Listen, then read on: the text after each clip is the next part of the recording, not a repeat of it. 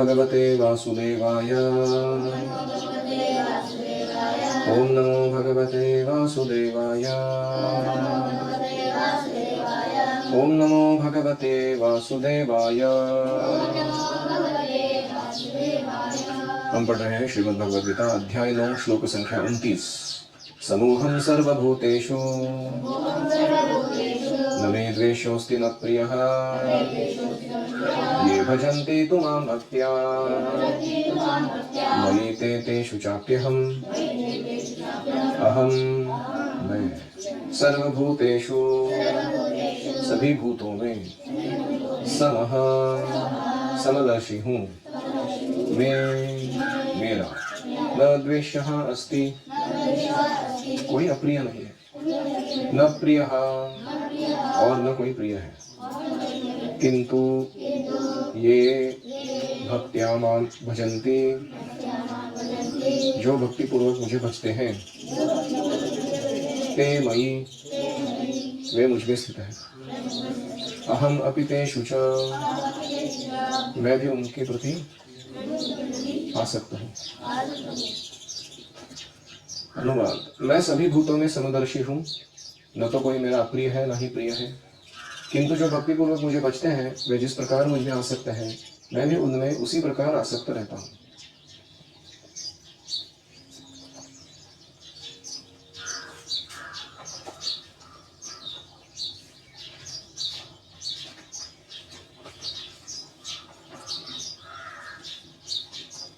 रूपा जी लिखते हैं, कृष्ण कह रहे हैं मैं किसी का द्वेष नहीं करता, न ही किसी के साथ पक्षपात करता हूँ।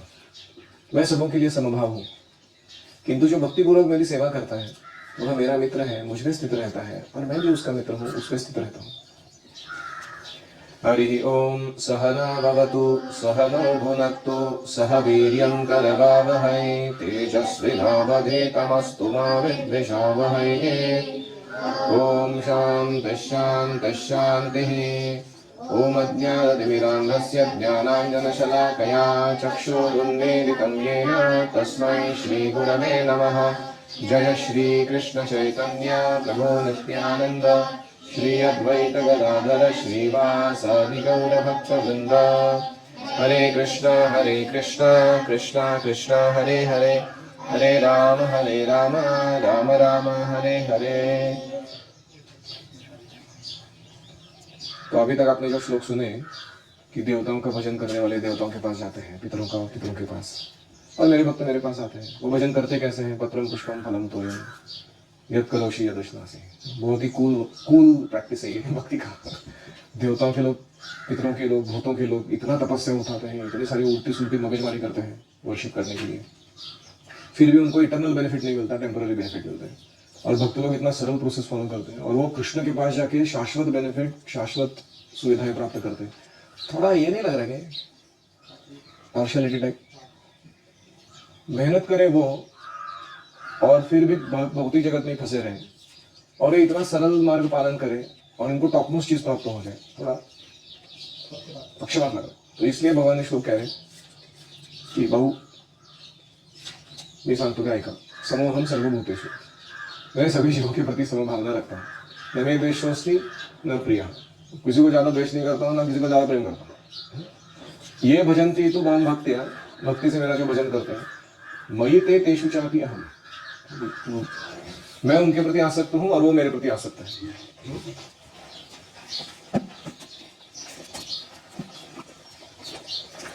तो प्रभुपाद जी लिखते हैं, यहां पर प्रश्न किया जा सकता है, जब कृष्ण का सबके लिए संभाव है और कोई विशिष्ट मित्र नहीं है, तो फिर वो भक्तों में ज्यादा रुचि क्यों ले रहे? क्या भेदभाव है? प्रभुपाद जी लिखते हैं, इस जगत में हो सकता है कोई व्यक्ति अत्यंत उपकारी हो, फिलैंथ्रोपिस्ट हो, दूसरों के भले के लिए काम करता हो, लेकिन अपनी संतानों में विशेष रुचि लेता है, अपने बच्चों को बहुत अच्छे से रखता है। ऐसे ही भगवान का कहना है कि प्रत्येक जीव, चाहे वो किसी भी योनि में क्यों ना हो, मेरा पुत्र है, मैं सबको आवश्यक वस्तुएं प्रदान करता हूँ, एको बहुनाम यो विदधाति कामान। लेकिन जो उनके भक्त हैं उनके प्रति मैं विशेष प्रेम रखता हूँ।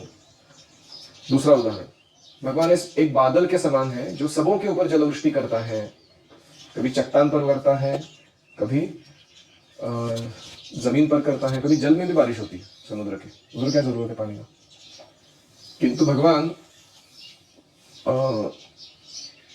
हालांकि ऐसे निष्पक्ष हैं, सबके ऊपर कृपा बरसाते हैं, फिर भी लोग जो बीज लेके बैठे हैं उसके अनुसार ही वहां कुछ उपज आता है। कहीं बबूल का पेड़ आता है, कहीं आम का आता है, उसमें बारिश का क्या दोष है? बारिश का दोष है नहीं। जो सीड लेके बैठा हुआ है वो जीव वही फलित हो रहा है। इसलिए भगवान पक्षपात नहीं करते, पार्शियलिटी नहीं दिखाते।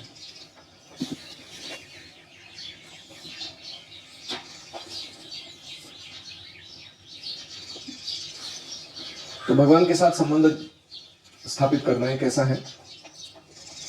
जैसे सोने की अंगूठी में कोई हीरा बिठाया जाए तो इतना सुंदर लगता है वो देखने में।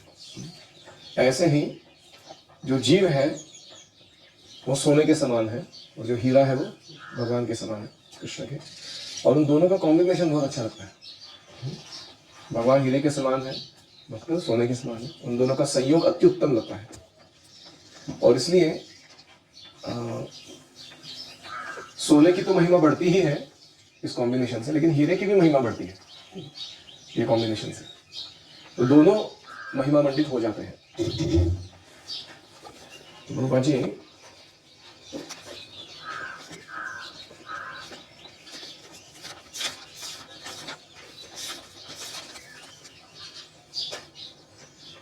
पहला जो लाइन है वो किस भाव में है भगवान का? परमात्मा भाव में। परमात्मा कैसे है? समोहम सर्वभूतेषु न मे द्वेषोस्ति न प्रियः। वो लाइन एकदम सही है। लेकिन दूसरा जो लाइन कहा गया वो कौन से भाव में है? भगवान के भाव में है। वो कहते हैं कि ये भजन्ति तो माम भक्त्या वही ते तेषु चापि। I am neutral but those are devotees, I am very attached to them, they are very attached to me. तो देखो ये है अचिंत्य भेदाभेद। एक ही व्यक्ति है लेकिन ये दोनों रोल परफेक्टली कर सकते हैं। हमारे ऊपर है कि हम कौन से फीचर को एक्टिवेट कर रहे हैं भगवान के। अगर हम भगवान को केवल एक मटेरियल प्रोवाइडर के रूप में या नियंत्रक के रूप में या केवल एक कंट्रोलर प्रोप्राइटर या ओनर के रूप में देख रहे हैं तो फिर भगवान वो परमात्मा रूप में आते हैं पेश। लेकिन हम भगवान को अपने व्यक्तिगत स्वामी या सखा या पुत्र इत्यादि के रूप में देख रहे हैं तो फिर वो अपना मोड चेंज कर देता है। ठीक है, तो पहले भगवान ने कहा था कि ये यथा माम प्रपद्यन्ते ताम तथैव भजामि अहम्। अगर तुम शरण आओगे तो मैं भी तुम्हारा भजन करूंगा, भक्ति करूंगा। तू मेरी भक्ति करोगे, मैं तुम्हारी भक्ति करूंगा। लेकिन ये लाइन जो है ना, मयि ते तेषु चापि अहम्, this is even more intimate than the previous one. क्योंकि इसमें भगवान कहते हैं कि परमात्मा रूप में Krishna is not disturbed if devotees and demons are fighting. उनके लिए रोज का है एज अ जज, as a neutral person to see कि police and criminals fight with each other. लेकिन in Krishna mode, as for example Narasimha भगवान, हिरण्यकशिपु और प्रहलाद के बीच में कुछ चल रहा है, भगवान न्यूट्रल है वो पूरे। वो तो प्रहलाद को बचाने के लिए माता पिता से भी जन्म लेने के लिए वेट नहीं करते, वो खंबे में से बाहर निकल के आते और सीधा फाड़ के चीर फाड़ के उसका शरीर को कल्याण।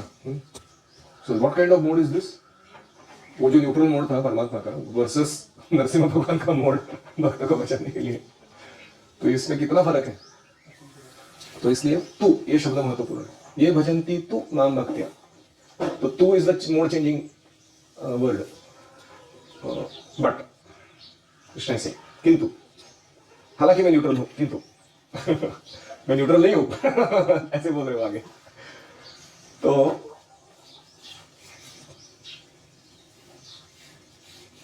so when the Lord is saying that I am partial to the devotees, it is the special mercy of the Lord towards the devotees. जब भक्तों के साथ आदान प्रदान हो रहा है तो that is not under law of karma, it is personally one on one। इसीलिए दीक्षा क्यों लेनी चाहिए? क्योंकि दीक्षा के पहले तुम्हारा कर्मा अकाउंट फुल्ली ऑन था। तुम जो सुख दुख भोग रहे थे वो क्या था? तो तुम्हारे किया कराया तुम भुगत रहे थे। दीक्षा के बाद जो सुख दुख आएंगे वो क्या होता है?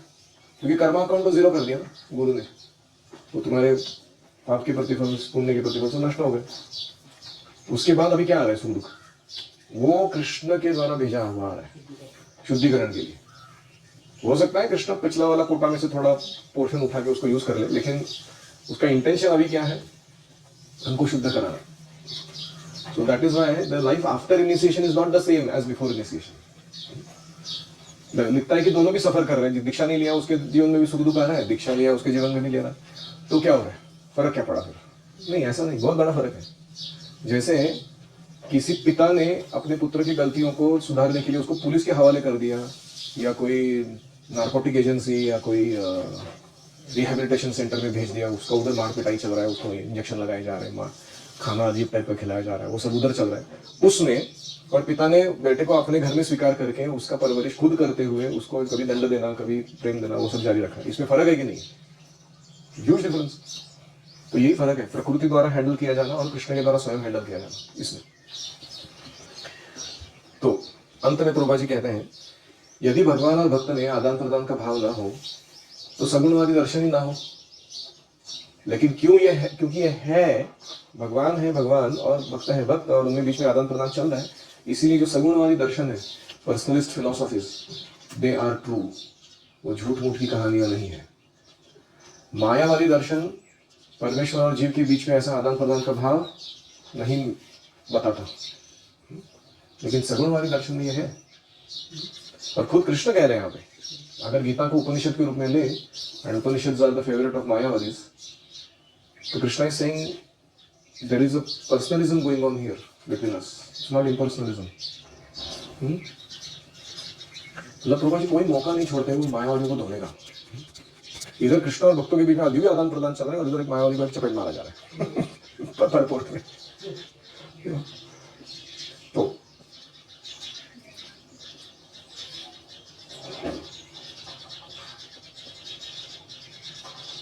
जी लास्ट लाइन लिखते हैं, how Prabhupada must been ecstasy in writing that line.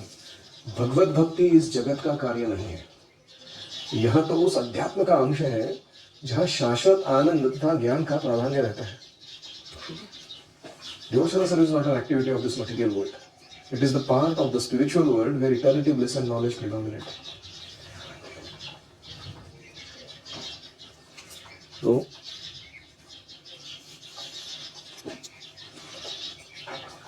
संक्षेप में प्रश्न था कि अगर कृष्ण अपने भक्तों को डिलीवर करते हैं, मुक्त करते हैं, उनको अपने पास लेकर आते हैं, शुभाशुभ फलों से मुक्ति कराते हैं, माम उपैश्यसि, मेरे पास आ जाते हैं वो लोग, तो ऐसा लग रहा है कि कृष्ण को भी राग और द्वेष है. जो उनका पूजा कर रहा है उसके प्रति अटैचमेंट है, जो उनका पूजा नहीं कर रहा है उसको जा खड्डे में, देवता की पूजा करता है जाओ उधर. तो ऐसा लग रहा है. तो क्या ऐसा है? तो नहीं है. उसके लिए श्लोक उत्तर में दिया जा रहा है कि भगवान परमात्मा मोड में सबके साथ है, न्यूट्रल. भगवान फीचर में है पार्शल और केयरिंग. और ये कौन तय कर रहा है मोड? वो जीव तय कर रहा है. किसी भी मायावादी का या नास्तिक का या असुर का भक्त बनने से भगवान ने उसको रोका नहीं है. अगर वो चूज करता है कि मैं भक्त बनता हूं, तो भगवान का फीचर भी, मोड भी चेंज हो जाता है उसके साथ. तो प्रॉब्लम भगवान के साथ नहीं है.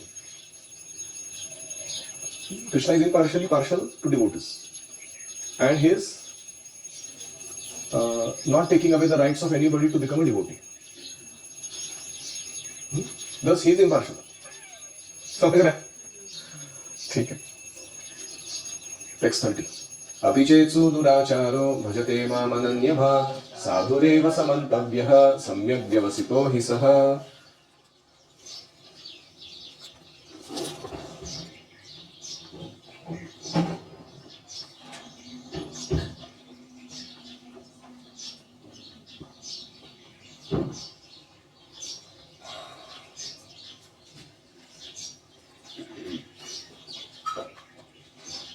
चेत यदि सुदुराचारः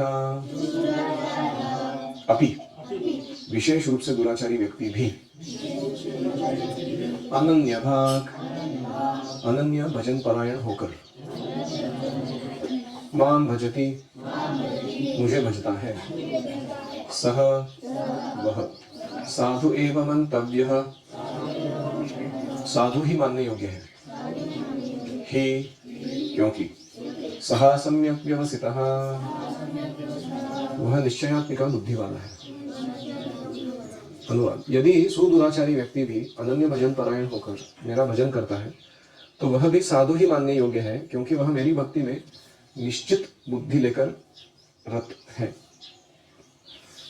प्रभुपाद जी का भाषांतर।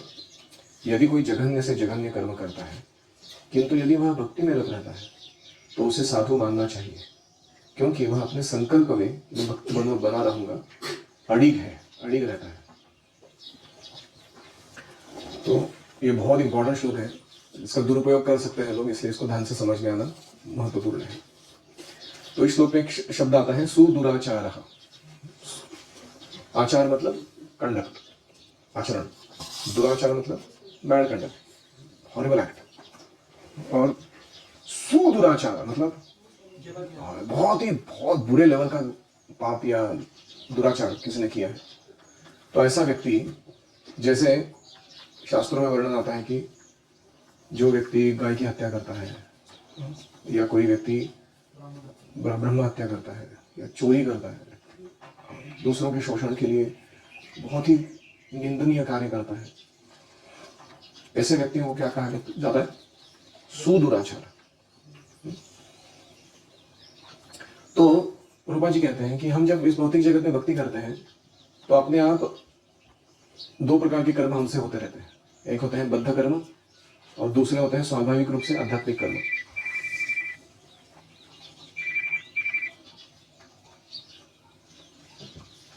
और बद्ध अवस्था में कभी कभी क्या होता है, हमसे गलतियां होती हैं, हमसे ऐसी कुछ चीजें हो जाती हैं जो हम नहीं चाहते हुए भी आगे, पहले हमने देखा था बलादिव नियोजितः, मन इतना चंचल है कि वो कभी कभी फोर्सफुली पाप करवा देता है व्यक्ति से, उसने प्लान नहीं किया था उसको करने का। जैसे आजामिल के साथ हुआ था, वो अपना फूल या तुलसी चुनने के लिए गया था पूजा के लिए भगवान की, उसमें उसने गलत दृश्य देख लिया। फिर उसके बाद उसका जो पतन हुआ, लंबा चौड़ा चला हुआ किस्सा। तो ऐसे कभी कभी हो जाता है भक्त के जीवन में। तो अगर ऐसा भक्त पतन होने के बाद he bounces back and completely takes to bhakti as the only remedy, bhakti as the only rectification, तो ऐसे व्यक्ति को साधु मानना चाहिए, ऐसे कृष्ण कह रहे हैं। तो कभी कभी यह देखा जाता है कि कृष्ण भावनामृत में रत व्यक्ति सामाजिक या राजनीतिक दृष्टि से निंदनीय कार्य कर बैठता है, लेकिन इस क्षणिक पतन से वह भक्ति के अयोग्य नहीं हो जाता।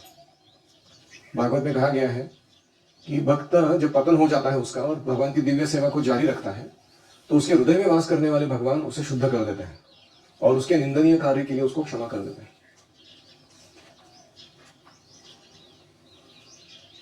और ये जो आकस्मिक पतन है ये कुछ समय के बाद अपने आप रुक जाते हैं। जैसे फैन को हमने स्विच ऑफ किया है लेकिन वो फिर भी रोटेट होता रहता है थोड़ी देर, और फिर एक समय आता है वो बंद हो जाता है रोटेट होता है। तो ऐसे हमने पाप कार्य बंद तो कर दिए हैं लेकिन पूरा खत्म नहीं हुआ अभी तक। तो हमारा प्रयास रहना चाहिए कि दीक्षा लेने से पूर्व वो जो फैन रोटेट हो रहा था वो पूरा रुक जाए, बीच बीच में जो हम तोड़ फोड़ कर रहे थे नियमों का बंद हो जाए, फिर हमें दीक्षा लेनी चाहिए। तो यहाँ पर क्या करना है? तो प्रभुपाद जी लिखते हैं कृष्ण भावनामृत में स्थित रहना है और अनन्य भाव से हरे कृष्ण मंत्र का जप करना है।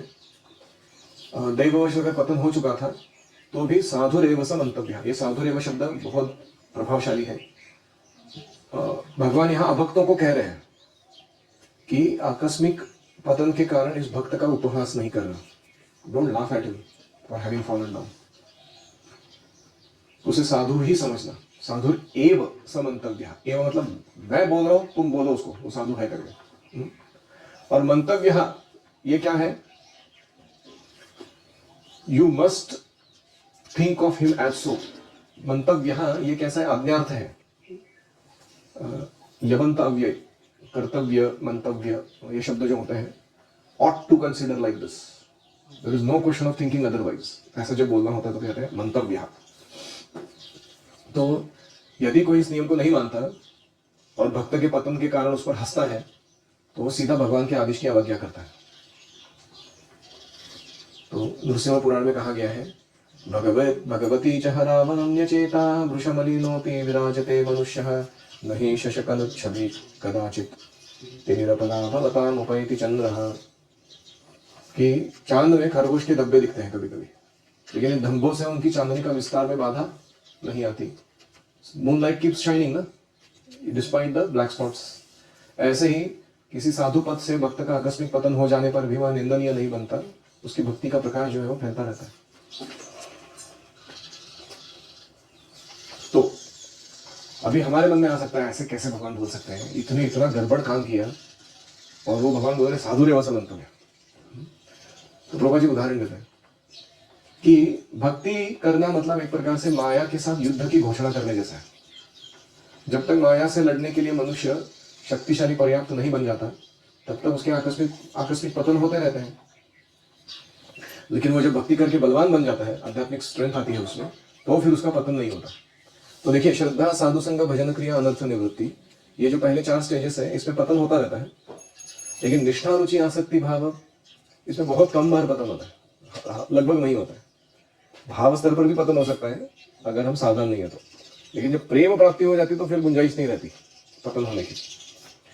तो 4 स्टेजेस में great chance of fall down, 4 stages में least chance of fall down, and then last stage 9th पे नो मोर फॉल डाउन। ऐसा भक्ति का रचना है।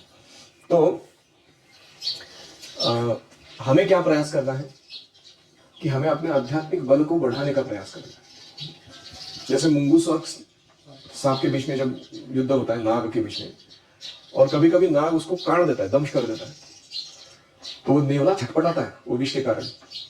लेकिन वो एक पास में एक हर्ब रखा होता है, वनस्पति, उसको जाके सूंघ के आते हैं तो उसका विष उतर जाता है। फिर वापस आता है वो फील्ड में, वापस युद्ध करने लगता है, वापस कभी दंश कर देता है तो वापस तोड़ के चला जाता है, वो सूंघता है उसको, वापस आता है। और वो नेवला करता क्या है इस प्रोसेस में, वो सांप या नाग को उसकी दिशा में खींचता है, वो हर्ब की दिशा में। तो अभी उसका डिस्टेंस कम हो जाता है, हीलिंग तुरंत होने की संभावना बढ़ जाती है। और फिर वो बलशाली इतना बन जाता है कि उसको मार डालता है, काट के बोटी कर देता है उसका, टुकड़े। डेंजर है। ऐसे ही भक्त क्या कर रहे हैं, भक्तों के संग में भक्ति कर रहे हैं और वो हील हो रहे हैं, माया के प्रभाव से, दुष्प्रभाव से मुक्त हो रहे हैं। लेकिन जब काम करने के लिए, जॉब के लिए, प्रचार के लिए बाहर निकलते हैं तो वहां का विष चढ़ जाता है उसके अंदर, भौतिकता का। होता ही नहीं हमारे से वैसा। हम भी भक्तों के संग में रहते तो धीरे धीरे भौतिकवादी बनने लगते हैं। कल ही मैं एक डिवोटी से बात किया, प्रभु जी ने मुझे कहा था कि हड़पसर में प्रीचिंग करना है, किसी डिवोटी को दो, तो उसको फोन लगाया मैंने। I was in touch with him for 6 years before regularly, and he was initiated devotee proper. कल मैंने उसको फोन लगाया, बोला प्रभु जी आपको सेवा देना चाहता हूँ प्रचार की।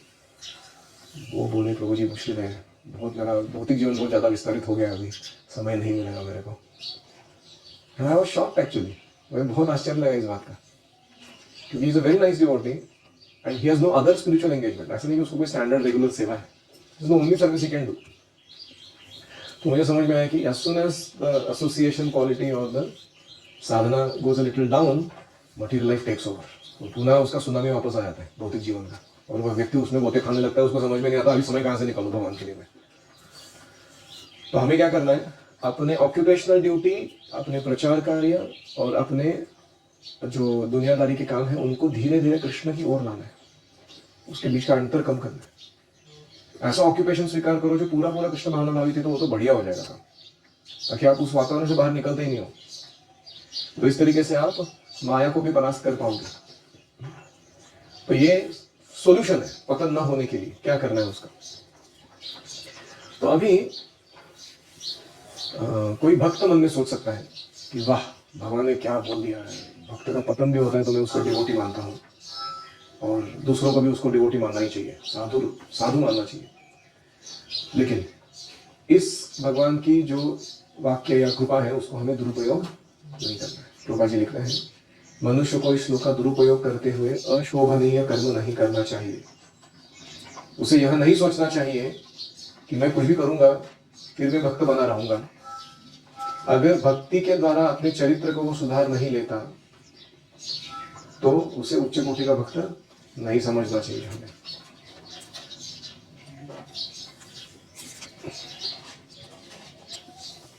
तो यहां जो बात करी जा रही है वो एक्सीडेंटल फॉल डाउन की बात की जा रही है, आकस्मिक अभ्यास के कारण पतन हो गया। प्री मेडिटेटेड फॉल डाउन की बात नहीं की जा रही है।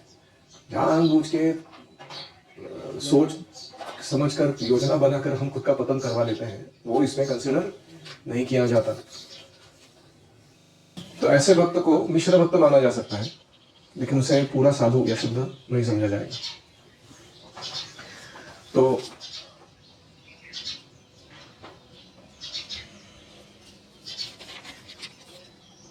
प्री मेडिटेटेड फॉल डाउन के कुछ उदाहरण हैं। जैसे हम कभी कभी प्लान बनाते हैं कि जब मैं छुट्टी में घर जाऊंगा ना, गुरुकुल में मेरे को क्या क्या नहीं करने को मिला था, पबजी खेलने नहीं मिला था, मूवीज देखने नहीं मिला था, और उल्टे सुलटे सारे यूट्यूब वीडियो, इतने सारे इंस्टाग्राम फेसबुक वो सब हैंडल करने नहीं मिला था। तो मैं इस छुट्टी में जब घर जाऊंगा तो मैं ये करूंगा। तो इसको क्या कहते हैं? Pre meditated. हम अपना प्लानिंग बना के जा रहे हैं पतंग करवाने का खुद का। फास्टिंग बहुत हो गया, अभी फीस्टिंग करते हैं थोड़ा माया के साथ।